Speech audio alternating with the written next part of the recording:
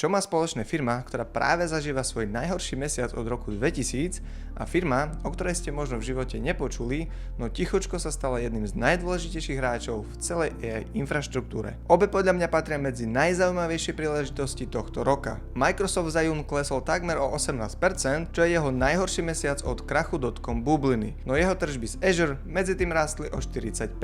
A kým sa všetci pozerajú na Nvidiu, Broadcom si potichu buduje pozíciu, kde jeho tržby z AI čipov majú v 3. kvartáli zrýchliť na rast cez 200% medziročne. V tomto videu vám rozoberiem obe firmy do detailu, ich výsledky, ich stávky na budúcnosť a hlavne to, prečo si myslím, že práve teraz, keď sa väčšina investorov pozerá niekam inám, sa oplatí venovať im pozornosť. Ahojte, moje meno je Stanislav Sentelik a ja vás vítam pri ďalšom investičnom videu. Začníme teda tým, prečo cena akcií Microsoftu v roku 2026 tak výrazne poklesla. A to najmä v období, keď jej konkurenti ako napríklad taký Google zaznamenal obrovský nárast. Časť tohto poklesu súvisí s grafom, na ktorý sa pozrieme o chvíľku, ale ďalšia časť súvisí s pomerne veľkými problémami, ktoré Microsoft má so svojím verejným imidžom. Všetko to začalo v podstate pri Windows 11, kedy sa snažil zapracovať viac AI funkcií do používateľského prostredia. Mnohí používatelia ich vnímajú ako trochu rušivé a prekážajúce a v mnohých prípadoch len ako zámienku na vloženie reklamy do produktu namiesto skutočného zlepšenia. Najmä v období, keď si Microsoft už nemôže dovoliť ísť na istotu, a to vo svojej spotrebiteľskej divízii, a nepomáha tomu ani fakt, keď FBI vydáva varovania týkajúce sa bezpečnosti ich produktov. Myslím si však, že niektoré z týchto obav môžu byť prehnané. A aby sme pochopili prečo, môžeme sa pozrieť hlbšie, a to do čísel spoločnosti. Toto je graf tržieb Microsoftu v divízii osobného computingu, ktoré v uplynulom roku poklesli o 1%.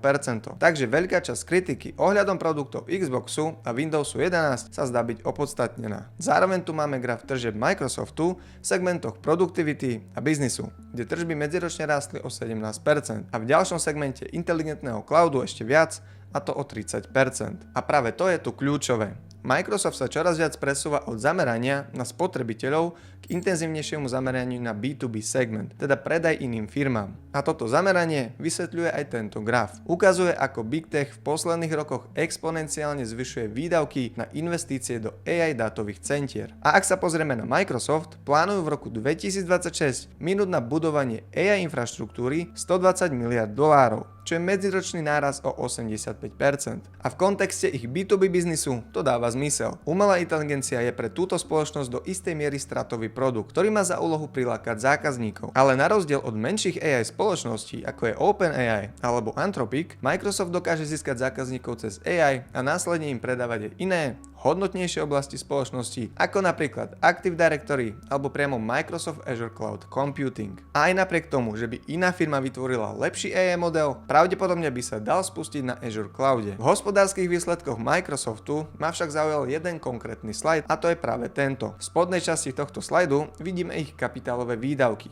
teda koľko peňazí investujú do budovania veľkej infraštruktúry, a to najmä dátových centier. A v ich poslednom kvartáli sme prvýkrát za posledné roky videli pokles celkových výdavkov na 31,9 miliardy dolárov, čo je stále veľa peňazí, ale zároveň to naznačuje, že sú na dobrej ceste splniť plánovaných 120 miliard dolárov výdavkov, a to na AI za tento rok. Čo mi na jednu stranu hovorí, že toto možno predsa len nie je bezodná studňa výdavkov bez limitu na umelú inteligenciu a že Microsoft sa v tomto celkom drží plánu, ktorý si stanovili. Znamená to teda, že automaticky vyhrávajú tieto AI rally, alebo naopak sú mimo hry, lebo neinvestujú dostatok. Ja si to osobne nemyslím a poďme si vysvetliť prečo. Vo všeobecnosti má celý Big Tech dostatok peňazí na to, aby v tejto AI hre pokračovali tak dlho, ako bude treba. Ale čo sa mi na Microsofte pri dnešných cenách páči, je to, že pri tejto hre postupujú pomerne zodpovedne. A napriek tomu ich hodnota úplne nezodpovedá ich čísla. Ak sa pozrieme na ich PE pomer, teda koľko zisku generujú v pomere k cene akcie, na forward báze je ich pomer okolo hodnoty 20, čo je pre Big Tech pomerne nízke. V skutočnosti je priemer tohto sektora takmer 33, čo znamená, že Microsoft by mohol vzrásť o približne 33% a stále by bol len na mediáne predané odvetvie. To síce automaticky neznamená, že sa to aj reálne stane, ale znamená to, že súčasná cena je rozumná. Jedinou otázkou zostáva, koľko potenciálu do budúcna akcia reálne má. A myslím si, že sa to odvíja od ich produktov. Microsoft nedávno oznámil projekt Solara, čo je ich prístup k integrácii AI agenta naprieč všetkými aspektmi plnenia úloh. Ukazujú to na príklade, kde zdravotná sestra nosí toto zariadenie na menovke a používa ho na vyhľadávanie informácií o pacientovi. A to na zistenie, čo je potrebné urobiť pri jeho prijatí. Ak ste sledovali množstvo AI gadgetov, ktoré doteraz vyšli, väčšina z nich nepôsobí veľmi užitočne. Ale toto naozaj vyzerá ako pomerne praktické využitie, čo je celkom fajn. Možno to hneď nepohne tržbami o niekoľko percent, ale ďalšia veľká stávka, na ktorú Microsoft momentálne stavia, je škálovateľné kvantové spracovanie. Nedávno predstavil svoj vlastný čip Majorana 2, o ktorom tvrdia, že má qubity, ktoré sú o 1000-krát spoľahlivejšie než predchádzajúca verzia, ktorá už aj tak bola na čele trhu. Toto iba urýchľuje cestu k škálovateniu kvantového computingu, ktorý sa už dá využiť v oblastiach ako je chémia, výskum či bezpečnosť. Takže hoci volatilita v poslednom čase tlačila cenu akcií nadol, mne sa táto akcia pri dnešných cenách naozaj páči. Pravdepodobne sa akcie odtiaľto nezhodnotia 10-násobne, ale myslím si, že má potenciál ako v krátkodobom, tak aj v dlhodobom horizonte a má dostatočne silný konkurenčný náskok, aby poskytol stabilný základ pre každé stabilné a dlhodobé portfólio. Toto je aj jeden z dôvodov, prečo som Microsoft posledné mesiace nakupoval a taktiež aj moji členovia na Patreone. Poďme sa ale teraz pozrieť na ďalšieho kandidáta z môjho watchlistu, ďalšiu veľkú technologickú akciu, ktorá akoby unikala pozornosti väčšiny investorov v tomto sektore. Táto ďalšia akcia je tzv.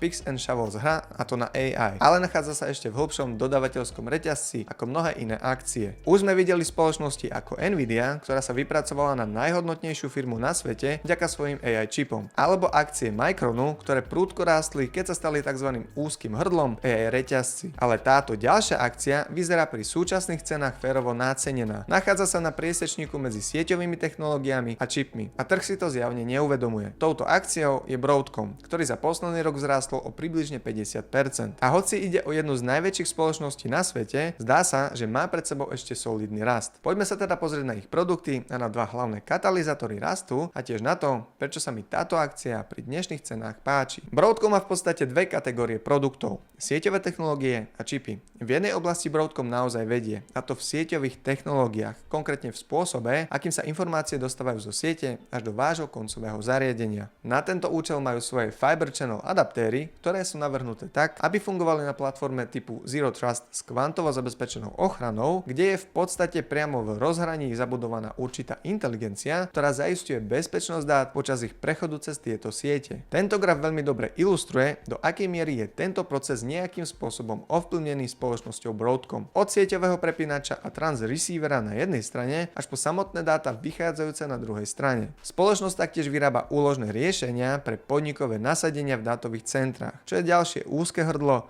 ktoré vidíme v oblasti umelej inteligencie. Broadcom nie je nejako extra nápadný, ale ponúka veľa produktov, ktoré sú potrebné pre budovanie moderných dátových centier. Len o nich toľko nepočujeme, pretože svoje produkty predávajú najmä veľkým firmám, ktoré si takéto riešenia môžu dovoliť. Ale na základe tejto škály produktov vidím dva hlavné katalizátory rastu Broadcomu, a to v krátkodobom horizonte. A oba sa točia okolo toho, koľko hotovosti táto spoločnosť generuje. Toto je graf toho, koľko hotovosti Broadcom drží na konci každého kvartálu. A ako vidíme, blížime sa k vyše 10 miliardám dolárov. Toto im dáva určitú flexibilitu v tejto AI rally. Poprvé, spoločnosť môže použiť túto hotovosť na spätný odkup svojho vlastného dlhu, najmä v čase rastúcich úrokových sádzieb. No a po druhé im to dáva príležitosť spolupracovať s Blackstoneom na vytvorení strategickej platformy na spustenie viac ako 20 GW globálnych AI nasadení. Momentálne sa nachádzame v podivuhodnom svete, kde sa svet investícií a technológií čoraz viac prepletá, pretože každý chce viac dátových centier. Otázkou ale je,